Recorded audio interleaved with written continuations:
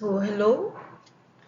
Good day po everyone. So, today, pag-uusapan po natin ang isang topic ulit po sa ating office administration, which is records retention and disposal plus record security and confidentiality. So, dalawang topic po. So, para po bago tayo mag-start, kuha muna po kayo ng mga ballpen nyo, ng papel, no, mag-take down notes po tayo para po pag may quiz, meron po tayong exam, meron po tayong isasagot. Okay po? So, records retention and disposal at record security and confidentiality. So, ibig sabihin po, aralin natin paano ba hinahandle ng isang organization yung kanilang records, no? Mula po sa pag-save, sa pag-protect po ng file hanggang sa proper disposal. So, bakit ba importante siya? Bakit ba pag-aaralan natin siya? Kasi po, in real world offices like sa banks, sa schools, sa hotels, or even po yung mga small businesses. So, lahat po ng information kailangan ma-manage properly. So, kapag mali po yung handling, pwedeng magkaroon po ng legal issues, magkaroon ng data leaks, tsaka po ng financial loss.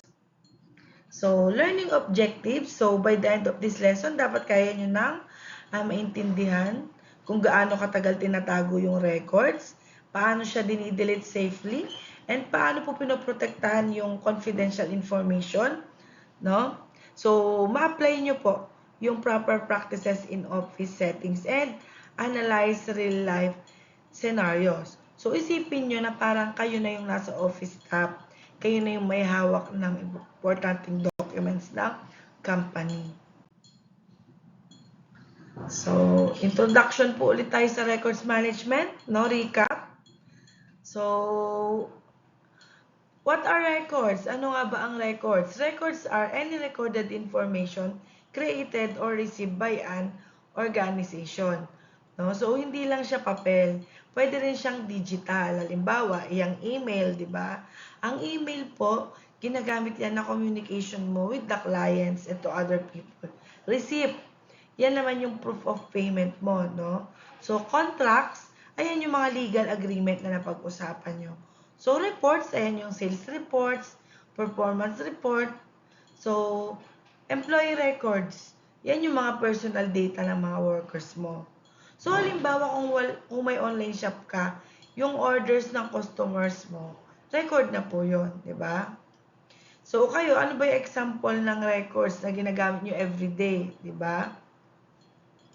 So, screenshot, school records, messages. So, kahit simpleng screenshot yan or message, consider them as record. So, kahit simple screenshot or message, considered po na record po siya. No? Kagaya po ng mga emails, resibo, mga kontrata, reports, employee records, lahat po yan is kasama po sa example po ng records. So, bakit ba importante yung records management? Una, legal compliance. Ibig sabihin po, may mga batas na nagsasabi kung gaano katagal lang dapat po itatago yung records. Halimbawa po kami, meron po kaming yearly na seminar tungkol po sa records disposal. Sinasabi po doon na yung mga certain files namin na may retention period, meron naman doon yung wala, yung parang dapat lagi siyang nandyan, hindi siya pwedeng i-dispose. Meron naman siya na good for 15 years, may 10 years, may 5 years. Iba't iba po yung retention period po. So, pangalawa po, decision making. So, ginagamit po yung records para po gumawa ng mga business decision. Example, kung bumaba po yung sales this month, syempre, makikita mo yan sa records kasi yun yung basis mo, kaya nalaman mo na bumaba yung sales. So, kasama po siya sa decision making. So, pangatlo is accountability. So, may proof ka kung may nangyari. Halimbawa, yung customer mo may complaint. So, syempre, ang babasihan mo ulit sa check records, di ba? Sa mga complaint niya. So, magkakaroon ng accountability. Pang-apat, business continuity. So, kahit po may problem like mga disaster, dapat po may backup ang company. So, isipin nyo kung walang records, parang blind ang company. Walang basis. Kaya, di ba yung iba, nagde-digitize siya, ini-scan niya, tapos meron din siyang hard copy. Para pag may halimbawa na sunog or hindi inaasahan, lindol kung ano man yan, meron ka pa ring records, no? Meron kang natabi. Okay po? So, records retention. Punta na po tayo dito sa records retention. What is records retention? Records retention refers to how long records should be kept before disposal. Ito yung sinasabi ko nga sa inyo na yearly, meron kami nitong seminar, meron kaming meeting about sa records retention. So, ito yung kung gaano mo katagal dapat lang itatago yung records bago mo siya i-dispose. So, hindi lahat ng records kasi is forever na tinatago. Pero may mga records po na pinapatago forever. Halimbawa, yung resibo ng damit mo or ng resibo ng nag-date ka sino yung ganyan, di ba? Bawa, nag-date kayo, yung resibo ng tatabi mo, tapos pagkita mo, papel na lang, wala na yung nakasulat kung magkano yung kinain nyo, di ba? O kaya yung ticket nyo sa Genesis, di ba? Tapos pag nag-ano kayo, tatapon mo din naman pag naghiwalay, di ba? So, hindi mo naman itatago yan habang buhay, di ba? Pero sa business po, may tamang panahon kung kailan lang po siya dapat i-keep yung certain record or certain documents. Okay po? So, retention period, this is the length of time a record must be restored. So, example nga, itong tax records, dapat 5 to 10 years lang. Yung employee records, habang employed, plus additional years. So, yung mga resibo, 1 to 3 years lang. Kung ikaw, magiging HR staff kayo, in the future, hindi mo pwedeng basta burahin agad yung employee file. Kahit pa siya ay nag-resign na. Even nga nag-resign na kasi baka kailanganin sa legal case or verification. Ma'am, paano pagpatay na? Kahit po pagpatay na. So, may case din po yan kasi dito po sa PUP, di ba po, staff po ako ni Sir Nomer. Nasa akin po ang mga 201 files. Kahit po patayin na, no, may kinakailangan yung asawa niyang records, tinitignan yung employment, kailan siya napasok, hanggang kailan, lalo na pagka may case yung tao. So, tinitingnan. So, kahit patay na, hindi siya tinatago. Tinatabi lang po siya. Okay po? So, retention policy naman. So, a retention policy is a set of rules that guides how long records are kept. So, ito yung guide ng company. No? Yung record, di ba? Record type. Storage method. Saan mo itatago? Retention duration. So, gaano ba katagal? Disposal method, paano itatapon? Halimbawa, dito sa isang school, di ba? Yung student records, tinatago po yan sa mahabang panahon, di ba? So, yung daily attendance, yung mga attendance, shorter time lang. Hindi siya, pwede siyang after 1 year, gano'n. So, hindi siya random, pero po siyang sistema. So, sa madaling salita, ang pinag-uusapan po natin dito is data retention. So, parang pag-aayos lang yan ang gamit po sa bahay, di ba? Kapag masyadong maraming tambak, hassle. Pero kapag tinapon mo lahat or tinapon lahat ng mama mo, di ba? Baka may kailangan ka palang importante doon na akala mo hindi importante, di ba? Why retention matters? Keeping records too long or too short can cause problem, di ba? So, kapag masyado daw matagal, yung sobra-sobrang tago, no, minsan, akala natin the more the merrier. Pero sa data po, hindi yan totoo. Kasi, storage cost, magastos. Isipin mo na lang na magbabayad ka ng rent para sa isang bodega. Kasi nga, ang dami mong paglalagyan ng records Tapos, pati yung mga resibo mo, mula 1990, nakatago pa rin. So, lumaki na yung binabayaran mo sa cloud storage o kaya sa physical server nang wala namang kaday-daylanan, 'di ba? So, security risk, mas marami kasing data, mas malaking target. kung ma-hack yung system mo. Pati yung mga lumang records na hindi mo na kailangan is pwedeng malik. Diba? Parang nag-iwan ng susi sa pinto ng kwarto, diba, na walang laman. Imbis na safe, mas naging prone ka pa sa digital na magnanakaw. Diba? So, ano naman kapag too short or masyadong mabilis mag-delete, masyadong maigsi, no? Ayan naman yung over-decluttering na nakakamatay, di ba? So, legal issues or legal problems. Marami pong batas, kagaya po ng NPC rule or tax law na nag-oobliga po sa atin na itago po yung documents for a specific number of years. Halimbawa, 5 to 10 years. So, kapag binura natin yan or tinapon natin yan ng maaga, pwede po tayong makasuhan ng company. 'Di ba?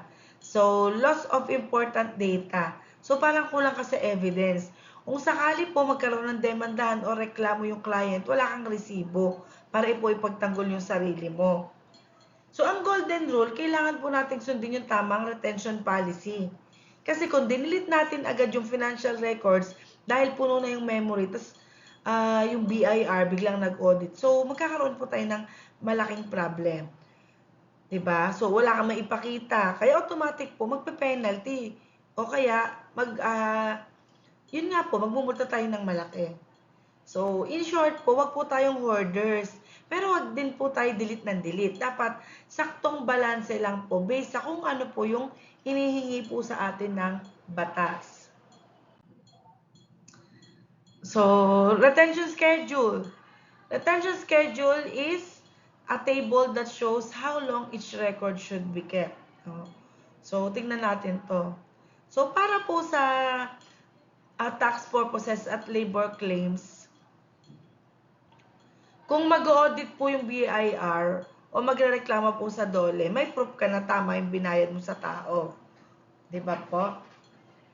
So, yung emails, diba po, nakalagay po dyan, 1 year. So, mapupuno agad yung inbox mo. Magastos po sa storage. Usually po kasi after 1 year, outdated na po yung usapan unless may kinalaman siya sa isang active project. So, yung contracts naman, permanent. So, para siyang Bible kasi ng mga business deals. Kahit po tapos na yung project, kailangan siyang itago forever. Para po sa legal protection. Kung sakali po na may mga kumuha ng mga intellectual properties or magkaroon po ng mga dispute in the future. So, bakit mahalaga yung gantong table? No? Para mas maintindihan nyo. Diba sabi ko nga yung payroll o 7 years. So, tapos pwede nang itapon. So, bakit mahalaga yung ganitong table na pinakita ko sa inyo, record type, retention period? So, dahil po sa compliance, hindi mo na kailangang hulaan kung ano po yung i-delete. Sumusunod ka lang sa standard para hindi ka pumabalikan ng batas. So, efficiency, alam ng IT department kasi kung saan sila pwedeng mag-cleanse ng server. So, imbis na mano-mano, pwede pong iset yung system na i-auto-delete po yung email na lagpas 1 taon na. Diba? So, alam mo agad kung nasaan yung important stuff, hindi nakatambak yung contract sa gitna ng mga walang kwentang emails.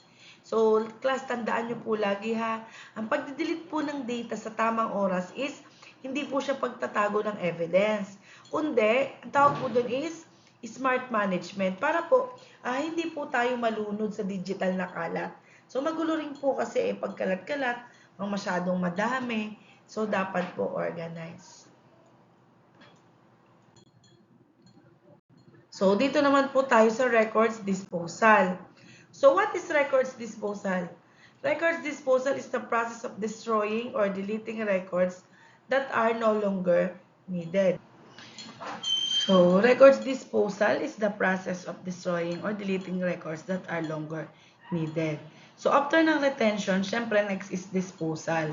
Yan yung proper way ng pagdi-delete or pagdi-destroy ng records kasi hindi tayo pwedeng basta-basta nga nagtatapon. Dapat secured. So, meron po tayong methods ng disposal. Kasi pagdating sa pagdi-dispose, hindi dapat siya basta-basta tinatapon sa basura na pag ayaw mo na, tatapon mo na. So, may mga specific po na paraan. Tayo, depende po sa format ng record. So, number 1 is shredding ng paper. Ito po yung standard para sa paper records. No? So, kailangan maging strips or confetti yung ipapasok, kung hindi nyo po alam yun, no, sa registrar meron, tsaka sa director's office. Ipapasok mo yung papel sa machine, tapos ano na siya, magiging strips, para siyang confetti. No? Para hindi mabasa yung info. So, number 2 is deleting, para sa digital files. Pero po, take note na hindi lang ito right-click delete. Minsan, kailangan po ng permanent wipe para hindi na siya ma-recover ng kahit anong software.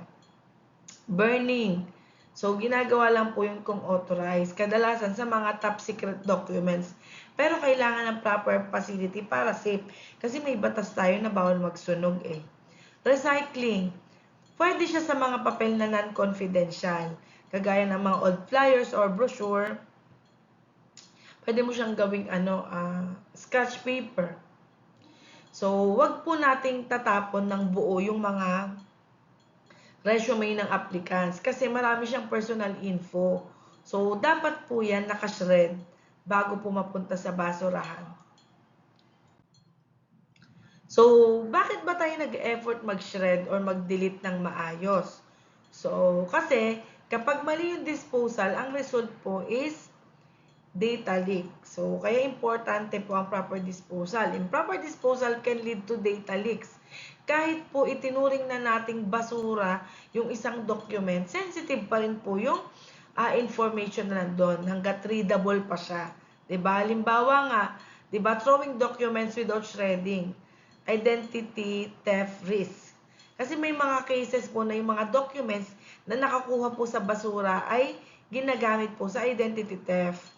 So, kukuhanin yung pangalan, kukuhanin yung address, pati yung pirma mo, para po gagawa sila ng fake accounts. Kaya tandaan nyo po, yung basurang hindi maayos na dispose is gold mine para sa mga scammers. So, disposal policy, organizations must follow strict procedures when disposing records. So, hindi kayo pwedeng basta-basta magde-decide.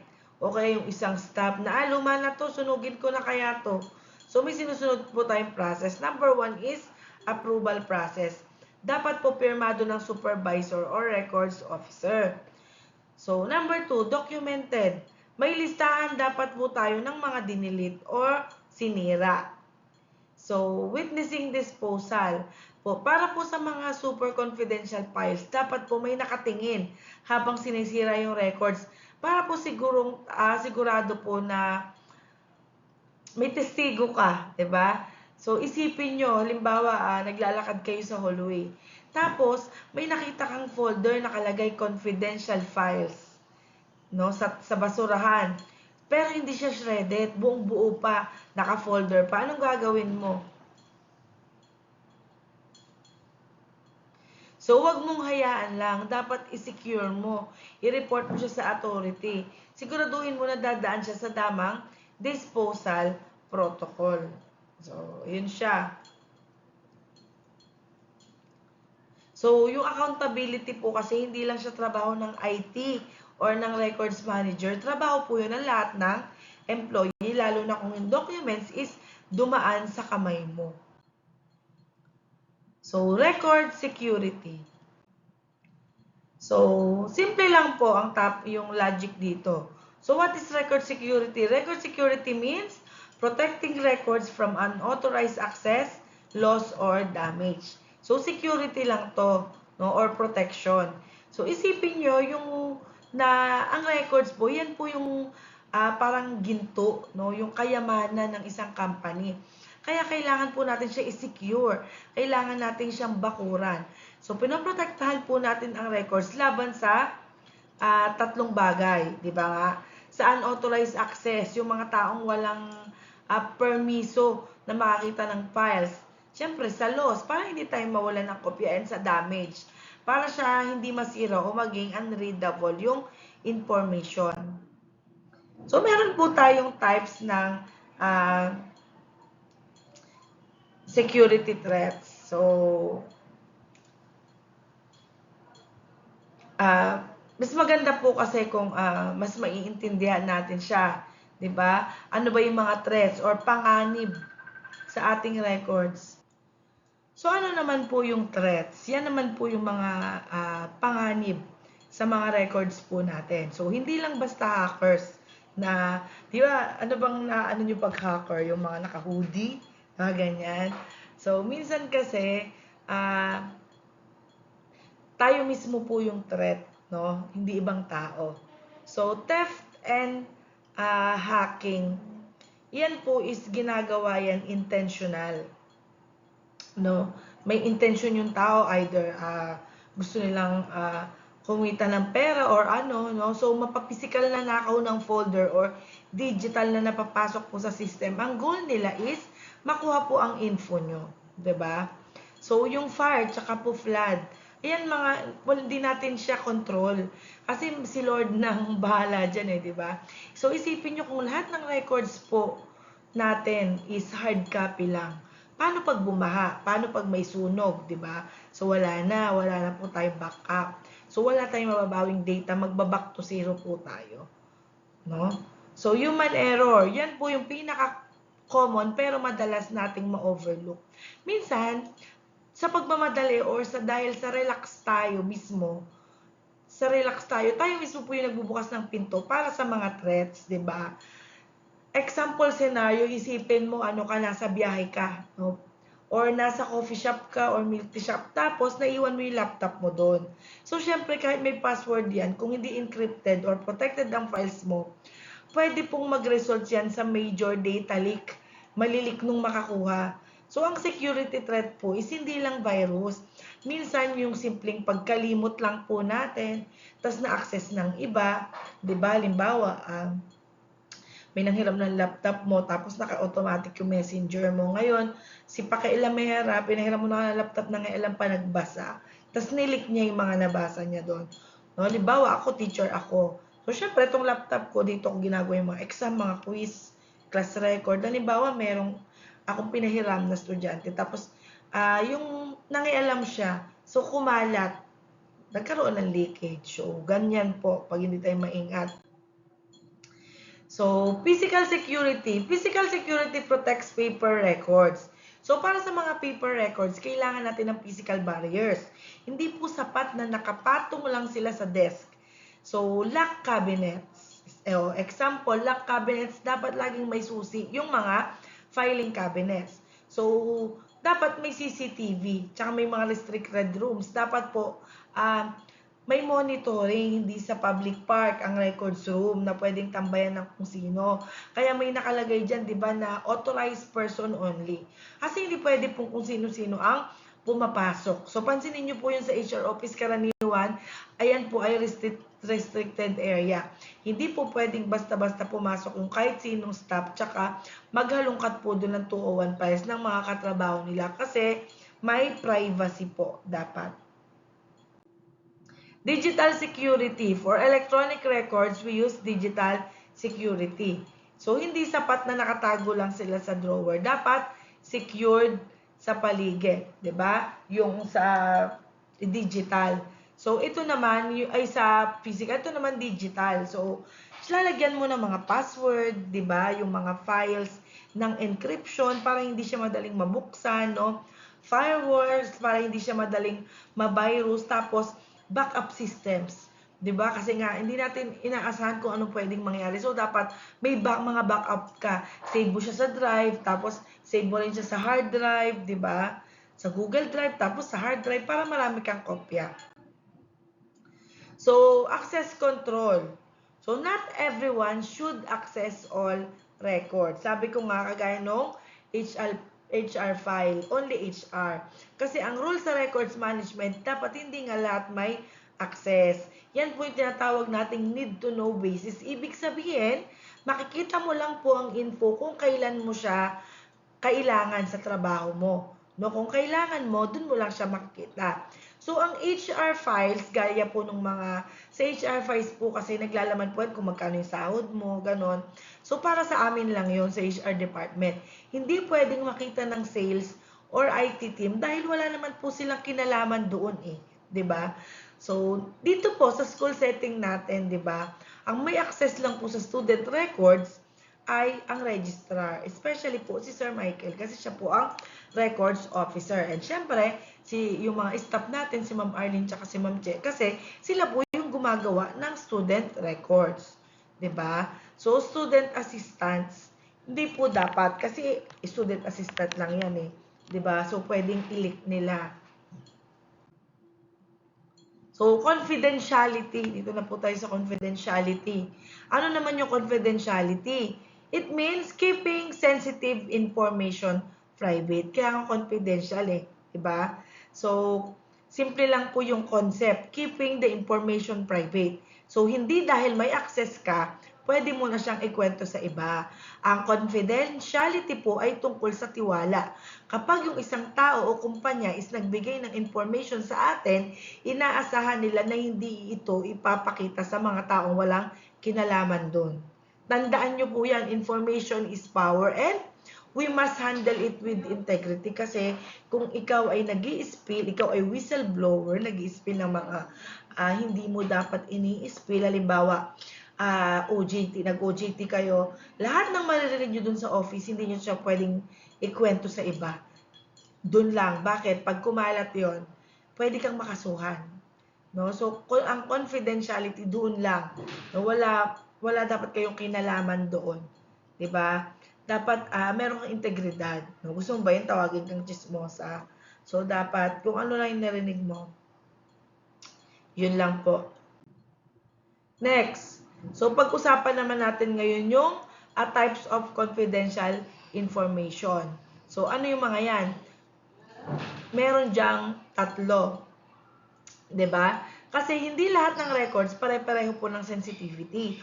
May mga informasyon na okay lang i-share, pero meron din mga very sensitive, kagaya ng confidential. And, syempre, kailangan talaga siyang protektahan. So, personal data, ayan yung mga information tungkol sa tao. Kasama po dyan yung full name, address, contact number, birthday, ID number, di ba? So, for example, hawak mo yung student records or employee records, hindi mo pwede basta ipakita yan kahit kanino. Halimbawa, nagtrabaho ka sa HR or sa registrar ng school, di ba? So, sunod, financial information. Yan naman yung may kinalaman sa pera.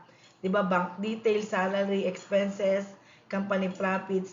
Yung sahod ng ibang tao, halimbawa ako, tatanong ako, ano bang rate ni ganito per hour?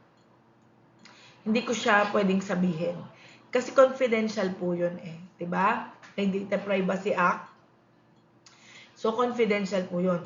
So, hindi po dapat siya pinag-uusapan or pinapasa kung kani-kanino, lalo na sa trabaho. So, imagine kung nalaman lahat ng sahod, 'di ba, ng bawat empleyado. Siyempre, magkakaroon ng conflict. No? Dapat hindi manggaling sa'yo, manggaling mismo sa tao na nakaka-receive ng sahod niya. Medical records. So, ito po yung health-related information. Yung medical history, diagnosis, lab results. So, halimbawa po, kung may employee na may illness, hindi mo pwedeng i-share yun sa buong office. That's private, no? So, kapag ang information ay pwedeng makasakit sa iba, makasira po ng reputation, or nagamit po siya sa maling paraan, automatic, confidential yan. So, sa tingin nyo, yung grades ng student, confidential din po yan. 'Di ba? Kaya ako po usually ang ginagawa ko pag nag-e-exam, nung ako pa yung nag-check, ang ginagawa ko po is pinapalapit ko isa-isa, hindi ko po ina-announce ano score mo nito ni ganyan kasi may mga tao na ayaw nilang malaman ng iba lalo na pag mababa. So confidentiality. So confidentiality levels. Hindi na lang to patungkol sa confidential ba to, hindi. Kasi meron pong levels of confidentiality. Kasi nga, not all records are treated equally. We classify them into levels to determine who can access them. Ibig sabihin, may hierarchy kung gaano ka-sensitive ang information. Una is public. Diba? Information for everyone. Ibig sabihin, pwede siya makita ng kahit sino. So, example nga dyan, no, yung brochure, yung job posting. So, pwede rin yung mga advertisements, announcement, company website. So, wala yung problema kahit i-share. That's public. So, internal, for employees only. Ibig sabihin, ito po yung para sa loob lang ng organization. Example, general memos, office procedure, meeting schedule, ganyan. So, hindi siya for public, pero hindi rin siya super sensitive. Confidential, limited to specific teams. Ayan na yung mga sensitive information. Example, project budget, client list, di ba? Employee records, client data, financial reports. So, limited lang. Usually, ano lang siya, specific departments. Highly confidential, restricted to top management. Yan yung pinaka-sensitive. Payroll, syempre sahod yan, pera yan eh. And yung mga legal secrets or company secrets, yung mga trade secrets, yung mga strategy plan nila, syempre yung mga password and pag-access ng mga system, di ba? So halimbawa, yung mga company secrets, highly confidential yan. Kung ano yung narinig mo sa company, halimbawa OJT ka or bago ka pala, hindi mo siya pwedeng, ay, alam mo ba si dito daw may kaso daw yung ganyan. Hindi. Highly confidential. Kapag yan ay nalik, pwedeng bumagsak ang business. So, halimbawa, magkaroon tayo ng real life example. Imagine nyo yung Coca-Cola. Yung formula nila, highly confidential yun, di ba? Sarap ng Coke eh. So, kapag nalaman ng competitors yun, syempre, malaking loss yun, di ba? So, mas mataas po yung level ng confidentiality, mas konti po yung dapat may access. Naiintindihan po? Next, no? Now, ano naman yung breach of confidentiality? So, a breach happens when information is exposed without permission. Ito yung situation kung saan yung confidential information na-expose, kumalat, na-share ng walang permiso mo. Ibig sabihin, may failure sa pag-protect po ng info. So, example, di ba, sharing password. Simple lang yan pero very common. Halimbawa, yung password mo, binigay mo sa kaibigan mo or sa katrabaho mo. Kahit trusted mo pa yan, risky pa din. ba? Diba? So, posting private info online. Nag-post ka sa social media ng screenshot ng system na may client details. Kahit hindi mo sinasadya, breach na yon. ba? Diba? Ano bang ibang example? Naiwan mo yung document sa public place. Hindi mo sinasadya, kaya lang may nakakita. Oh. Breach po yun. Halimbawa, na-send mo yung maling email. No? Yung confidential file, na-send mo sa iba. Breach po yun. So, pinag-uusapan nyo sa public, yung private info na narinig nyo sa OJT. Nilabas nyo public, dun yung pinag-uusapan. Bawa sa Jollibee, kumain kayo. Kayo na OJT. Uy, dito sa office na to, ganito daw. Ay, sabi nga ni ganito, dito daw. So, pinag-usapan nyo po sa public area, yung private info na wag nyo pong gagawin yun. Okay? So, halimbawa, imagine niyo HR kayo. Tapos, accidentally, na-send mo sa buong kumpanya yung salary list. Confidential yun. Ayan. Automatic breach po yun. Ano ang effect ng breach? Siyempre, unang-una, loss of trust. Mawawalan sa'yo ng tiwala. No? May mga legal consequences. Pwede kang makasuhan. Financial damage. Kasi, ang daming nakaalam eh. And, siyempre, yung reputation mo na din. Diba? Kaya tandaan nyo lagi, class, hindi kailangan intentional para maging breach. Even small mistake can cause big problems. Halimbawa, yung payroll, di ba? Kopya ng payroll, inuwi mo na, o kaya ginawa mong scratch, di ba? So, naiiwan mo. So, it can result to big problem. So, kung nakalagin yung computer ng katrabaho mo, nakita mo sa files niya, bubuksan mo ba? So, hindi. Kasi hindi mo siya account. So, dapat meron kang respect. Meron kang respect sa confidentiality, even yung best friend mo. Kung walang pahintulot niya, dapat hindi mo i-open, hindi mo gagawin. Okay po? Next po. So ngayon, ang tanong po natin, paano natin mapapanatili ang confidentiality ng records? Kasi po, hindi po sapat na alam natin po yung confidential siya. Kailangan may actual practices po tayo sa workplace para maprotektahan po yung information. So, let's go through the best practices one by one. So, number 1, use strong passwords. Una, strong passwords. Ibig sabihin, hindi 1, 2, 3, 4, 5, 6. Hindi password. Hindi pangalan mo or birthday mo. Dapat combination ng uppercase, ng lowercase, ng numbers at symbol. So, example. Instead na ang password ko ay Jen123, pwede kong Jen, tapos J capital, number 3 yung N, tapos merong ganyan, exclamation point, secure 2026. Halimbawa lang, never kong password yun. Pero naging password ko yung kulangot, letter A, K, capital, sa pader, _03 ba? Basta ganun.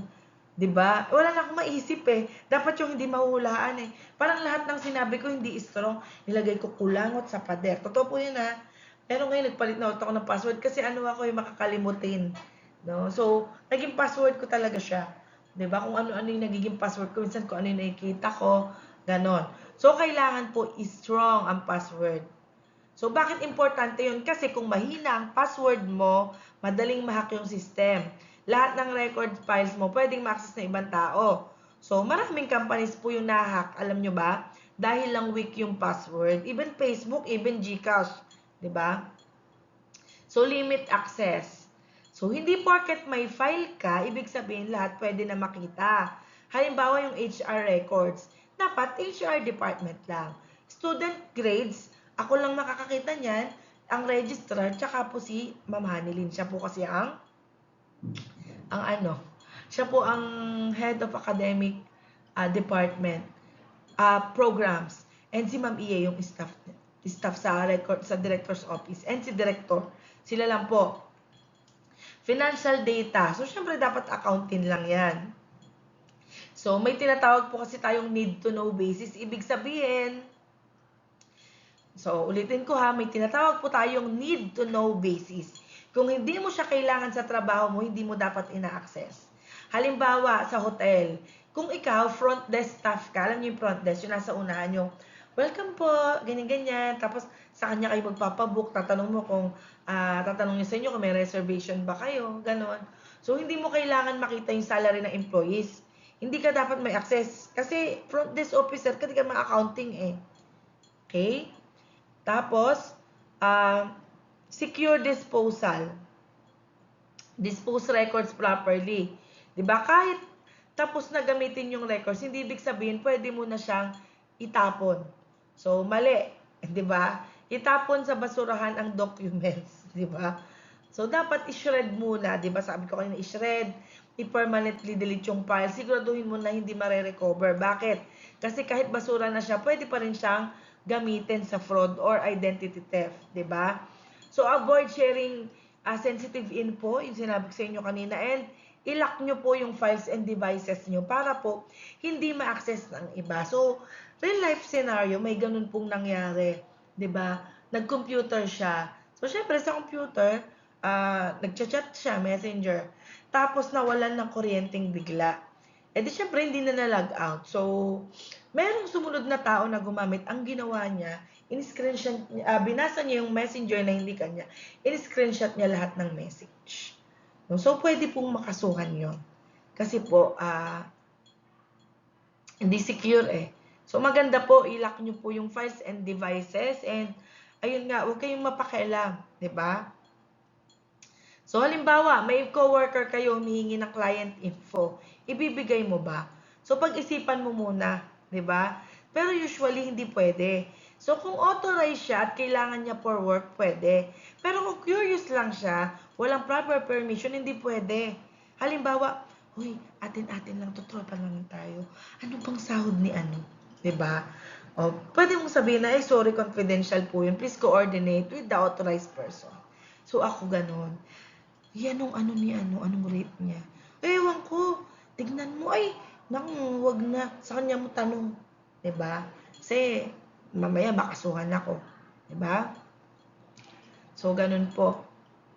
So, halimbawa, may client ka sa hotel or office, tapos may ibang staff na nagtatanong ng personal details. So, kahit katrabaho mo yan, hindi mo basta ibibigay kung wala siyang authority. Data Privacy Act, di ba? Tandaan nyo class ha, confidentiality is not just about trust. It's about responsibility. Kahit kaibigan mo pa yan, no, sa office, kung hindi siya authorized, hindi mo dapat i-share ang information. So, tandaan nyo po laging yan, di ba? So, tapos na tayo. Let's summarize, no? So, records must be kept properly, manage, and organize. So, alam niyo yan, dapat ang records laging maayos, no? And nasa maayos na lugar. Retention ensures records are kept for the right amount of time. Kasi po sumisikip ang place. So, dapat alamin niyo po yung retention period. Disposal must be secure to prevent data leaks. No? Kasi kahit na for disposal yan, may mga information na pwedeng malik. No? Security protects records from unauthorized access and threats, and confidentiality ensures sensitive information is kept private. So, bago tayo matapos, no? Yun nga, naintindihan nyo ba yung sinamarize natin? So, hindi pwedeng basta-basta nakasave lang kung saan-saan yung files. Kailangan organized, may system, at saka madaling ma-access kung kailangan. Diba? So, yung retention ensures compliance. Ibig sabihin, may tamang panahon, diba? Kung gaano katagal. Buburahin ba or hindi, no? Ayon po sa policy and batas na sinusunod, diba? So, kapag tapos na po yung retention period, hindi basta-basta tinatapon yung records. Dapat shredded, deleted properly, and hindi na siya mare-recover para hindi mag-leak, diba? And security protects record. Kailangan may protection laban sa threats, kagaya ng hacking, ng theft, or human error, diba? Kaya kailangan may strong password, lock, no, yung mga storage, tsaka yung access control dapat maayos. Diba? So, hindi lahat ng information pwedeng i-share. Dapat alam natin kung alin ang confidential at sino lang ang may access. So, remember, as future office professionals, you are responsible for protecting information at all times. So, manage records properly, protect them carefully, and dispose of them responsibly. So, yun lang po. Thank you. So, sana po nag-take down notes kayo, nakinig po kayo para sa susunod po makapag-quiz na tayo. So, ayun lang po. Marami pong salamat. See you po sa ating next meeting.